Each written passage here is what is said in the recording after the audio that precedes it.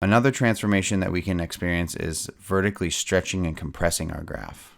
So this happens when you take your function and you multiply it by some constant a.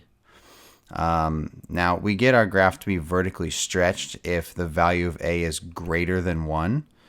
Then that stretches our graph vertically, or it makes our graph appear taller.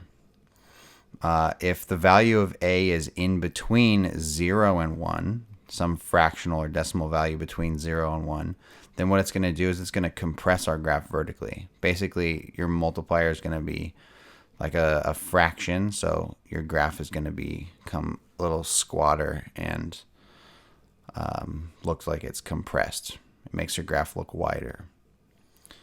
So if we're looking at y equals 2x squared, so this blue graph right here is the function y equals x squared. If we're looking at y equals 2x squared, this 2 here is going to make our graph stretch by a factor of 2. It's going to stretch our graph up.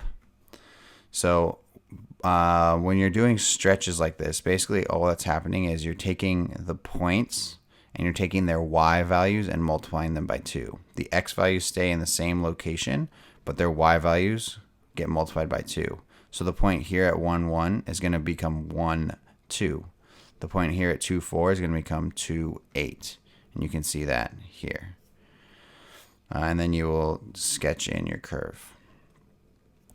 This 1/2 does exactly the same thing. It still just multiplies your y values, but this time what it's going to do is it's going to make your graph look narrower. It's going to make it look wider, and it's going to look shorter.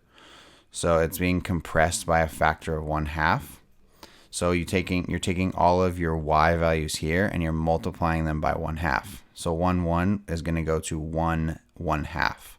2, 4 is going to go to 2, 2, etc. So we can see that there, right? And then we had 3, 9. It's going to become 3, 4.5.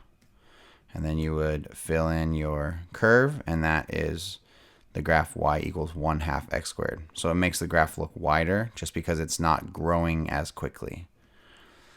And then this is what all three of them look like when we compare them all together. So we have 2x squared here in red. We have y equals x squared here in blue, and then the 1/2 x squared in green. So our last transformations that we can talk about are reflections. So we can have reflections about the x-axis, or we can have reflections about the y-axis. If we're going to reflect our graph about the x-axis, what that means is we take our function and we multiply it by a negative on the outside. So basically you're taking your entire function, like this absolute value function here, and you're just taking its opposite. So what this really is saying is take all your y values and multiply them by a -1. So all of these values, like we have 1, 1 here, 1, -1 is going to be on the graph. 2, 2, 2, -2 is going to be on our graph. So when you see that, you can see that it will plot all of these points here, and then you just sketch in your graph. So it's like just taking it and reflecting it about the x-axis. And then the last kind of transformation is a reflection about the y-axis.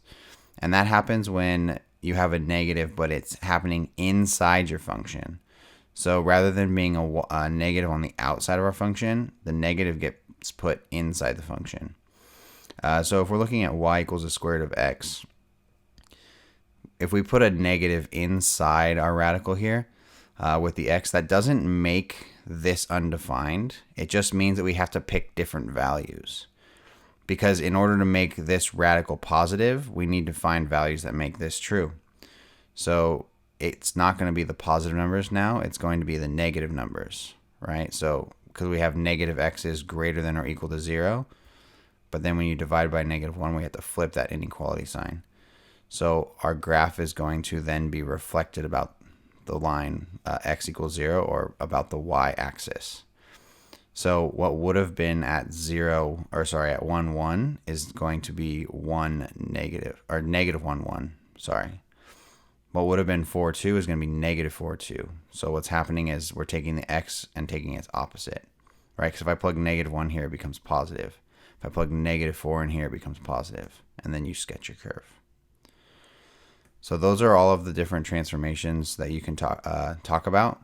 It's shifts vertically and horizontally, stretching and compressing our graph, and then reflections about the x and y axis.